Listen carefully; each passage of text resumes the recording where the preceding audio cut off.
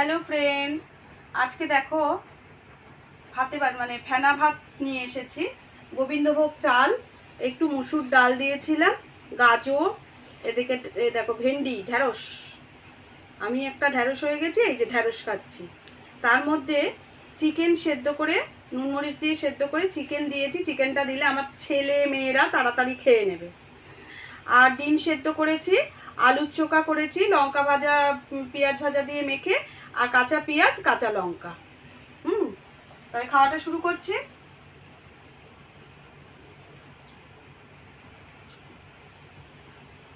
খেতে কিন্তু দুর্দান্ত, দুর্ধর্ষ।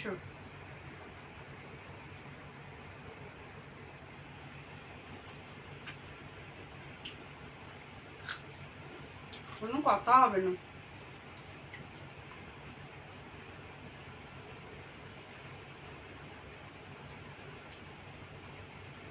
একদম ফাটানো খাবার, এর উপরে কিছু হয় না।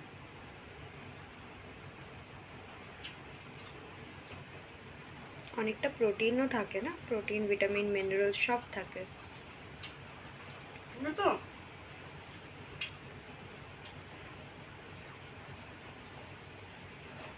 পুরো প্রোটিনটাই তো এর মধ্যে রয়েছে।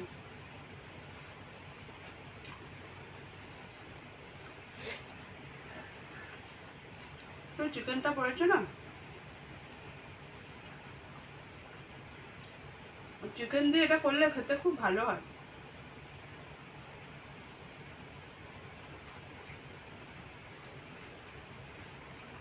দু কামড়ে লঙ্কা শেষ।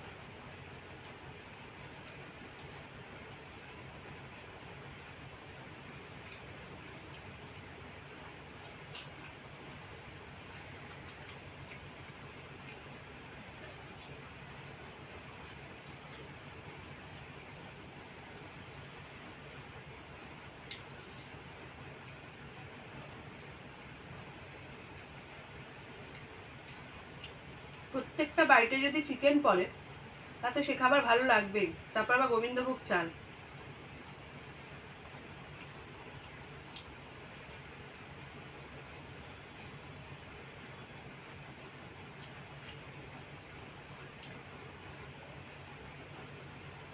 একটা কথা বলে দিই, তোমরা হয়তো ভাববে আমি ঘি দিইনি, আমি একেবারে ঘি দিয়ে নামিয়েছি। অতিরিক্ত ঘি আমার চলে না, আমার তো বারণ। তাও আমি ঘি একবারে পুরোটা মিশিয়েই নামিয়েছি। রোজ তো খাবো না, একদিন একটু ভালো করে খাই। দুটো লঙ্কাই শেষ হয়ে গেল। বাবানকে বলবো আরেকটা লঙ্কা দিতে। ফেনা ভাতেও তো লঙ্কা ছিল গো। এই যে এগুলো লঙ্কা দিয়ে মেখে দিয়েছি, শুকনো লঙ্কা 4খানা দিয়েছি। ব্যাস, আর খেতে হবে না, মা অত লঙ্কা খায় না।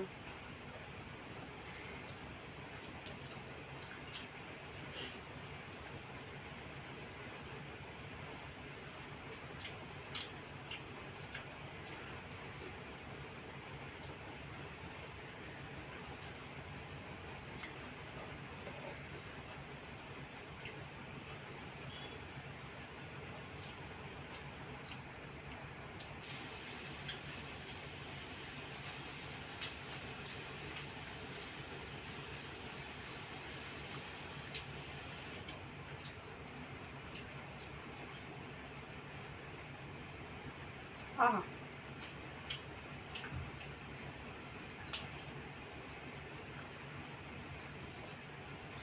ডিমগুলোও তো হাফ বয়েলের মতন হয়েছে না?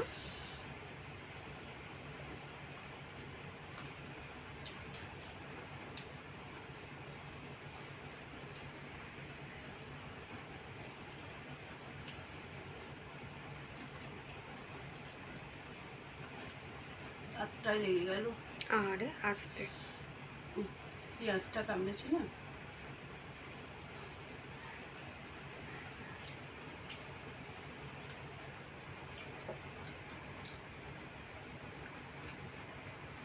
অবস্থা খুবই খারাপ,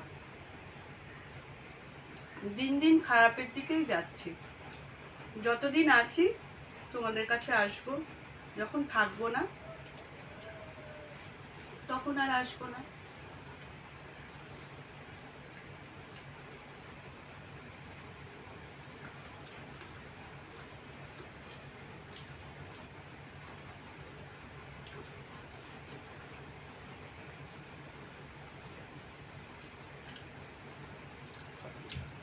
আজকে এই রান্নাটা করার পেছনে একটা কারণ আছে। দাঁড়িয়ে রান্না করার মতো ক্ষমতা আমার নেই, খুব শরীর খারাপ করছে।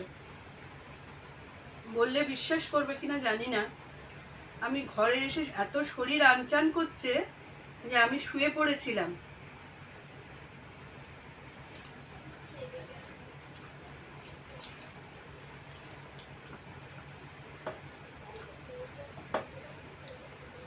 সারা শরীর আড়ষ্ট ব্যথা।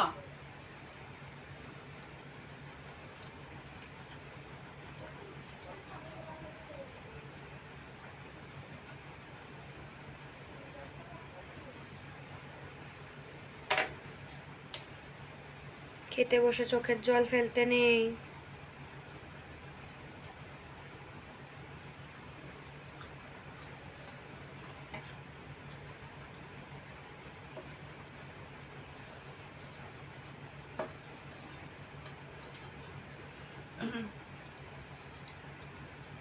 ভেবেছিলাম আস্তে আস্তে হয়তো ঠিক হয়ে যাব, কিন্তু না, আস্তে আস্তে খারাপের দিকেই যাচ্ছে গো।